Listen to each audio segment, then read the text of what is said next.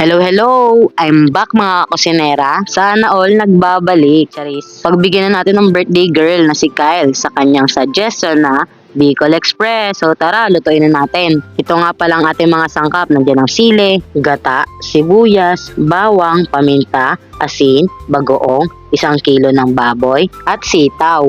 So tara, lutuin na natin. Let's go! Magpainit lang tayo dyan ng kawali at kapag mainit na ilagay na natin ng onting mantika. Ikalat nyo lang para tipid. Ilagay naman natin ang bawang at sunod ang sibuyas at gisahin natin ito. Haluin lang natin at ilagay na natin ang baboy. At kapag nahalo mo na, itansya mo ang asin para hindi maalat at ilagay ang paminta. Haluin mo lang na maigi at ilagay natin ang bagoong. Tansya-tansya lang guys, lalo na kung maalat na maalat talaga ang bagoong nyo.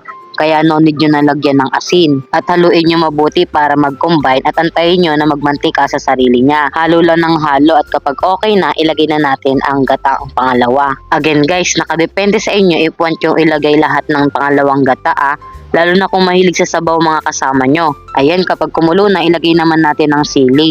Naparami pala ako ng sili dyan, kaya hindi masyado nakain nila nanay at papa. Di kasi sila mahilig sa maanghang Alam nyo guys, nakadepende talaga ang lasa sa mga kasama natin. Kaya alamin nyo kung anong gusto nila. So dyan nilagay ko naman na dyan ang sitaw.